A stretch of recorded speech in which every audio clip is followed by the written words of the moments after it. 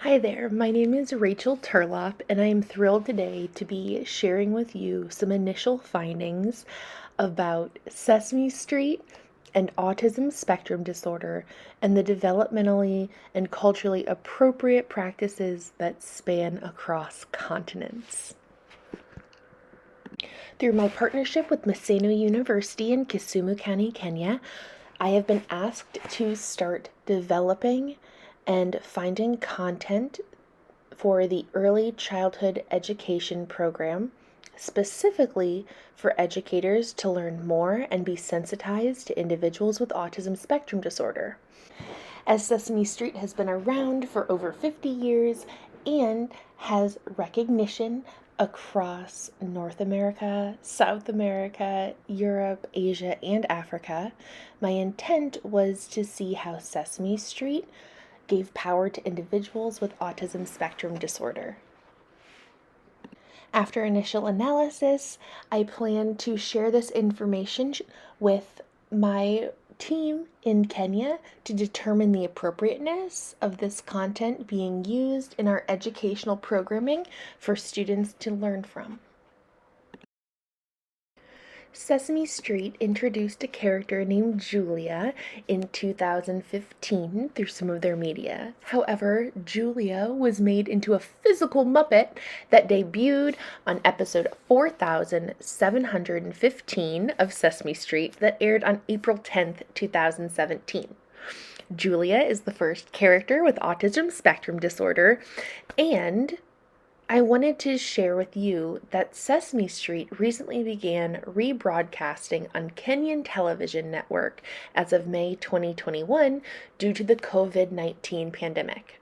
If you do have access to the interactive slide deck, you can click on Meet Julia to learn more about her as a Muppet, and you can click on KTN as a link to the article sharing more about why Kenya thought it was a smart, responsible, and kid-friendly choice to bring Sesame Street back on the air due to learning loss and the pandemic. In terms of autism spectrum disorder and the criteria for diagnosis, in the United States, there are tools available to screen and diagnose autism spectrum disorder, but there are no available validated tools specifically from Africa. So in this work, the diagnosis of autism spectrum disorder is being thought of in terms of the American Psychological Association's definition. In 2019, the Autism Society of Kenya shared that their organization believes the rate of autism in children is at 4%, or one autistic child for every 25 children in the Kenyan population. And the brand of Sesame Street has decided to use their positionality in social media platforms to promote autism spectrum disorder inclusion. And with their recognizability across contents, my thinking is that using Sesame Street as a tool for sensitization for new students or future educators who are learning about autism would be appropriate and beneficial. For this first round of critical discourse analysis, my two research questions are these. How is autism spectrum disorder operationalized or enacted within Sesame Street? And how are persons or puppets and Muppets with autism spectrum disorder included or given power to during social interactions on the TV program? Because this is my first attempt at critical discourse analysis, I wanted to be sure that I paired it with another theory that I have spent a lot of time grounding myself in. So in terms of critical discourse analysis, this quote from Rogers in 2011 stood out to me about how discourse reflects and constructs the social world through many different sign and communication systems. Because these systems of meaning are constructed by the political, social, racial, economic, religious, and cultural formations, which are linked to socially defined practices that hold privilege and value in society, there is no such thing as neutral discourse. This is especially true when looking at a TV program that includes writers and media and film and production and the intentional creation and dialogue of Muppets and movement to show how life carries out on Sesame Street. Now, in terms of disability critical race theory, or DISCRIT, DISCRIT is a framework that combines critical race theory and disability studies, and it's a dual analysis of race and ability. There are a few major tenets of DISCRIT that I want to be sure that I share with you. DISCRIT recognizes that racism and ableism are interdependent and they are normalized within our society.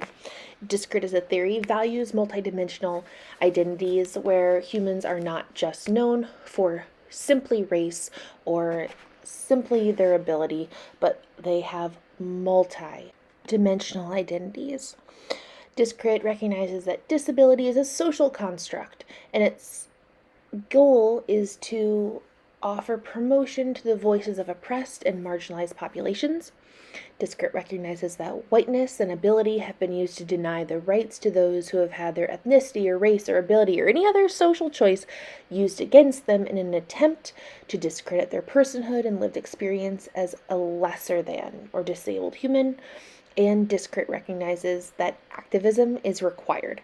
DISCRIT as a theory supports resistance to the continuation of colonial practices. So as I combined critical discourse analysis with disability critical race theory, I leaned on the building tasks outlined by G to help me analyze the transcripts of Sesame Street episodes that include Julia, the Muppet with Autism Spectrum Disorder.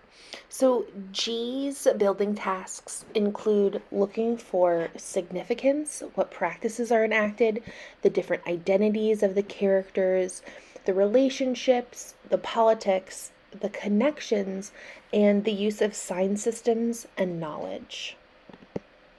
During this first round of analysis, I found that autism spectrum disorder is shown and operationalized through the use of augmentative or alternative communication systems as well as assistive technology.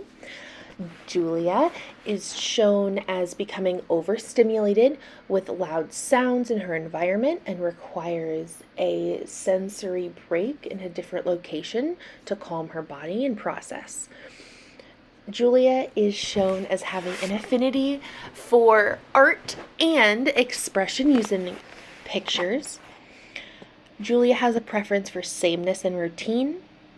Julia shows stimming movements or repetitive movements to help self-soothe. Julia shows signs of echolalia or repetitive sounds or word usage. Julia shows hesitancy towards new food, textures, or physical contact. And Julia is guided through self-soothing breathing strategies to help self-regulate.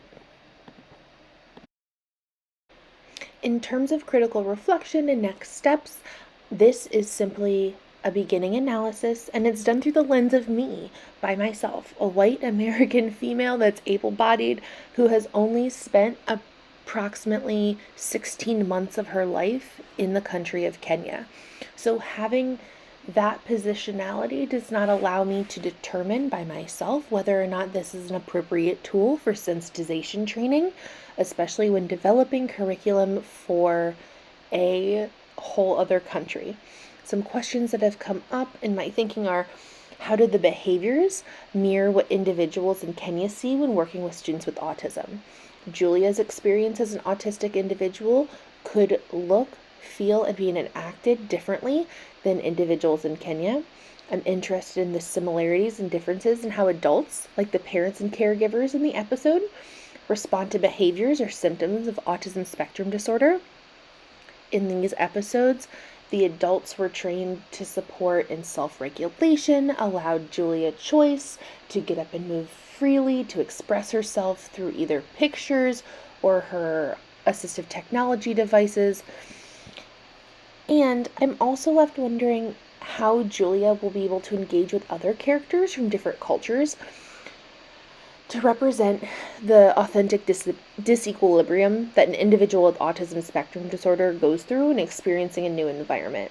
In these episodes, Julie was interacting with familiar characters, was only introduced to one new person, and so as Sesame Street grows and develops and introduces a new character, I'm wondering how the use of different language, different culture, different routines and procedures will impact her.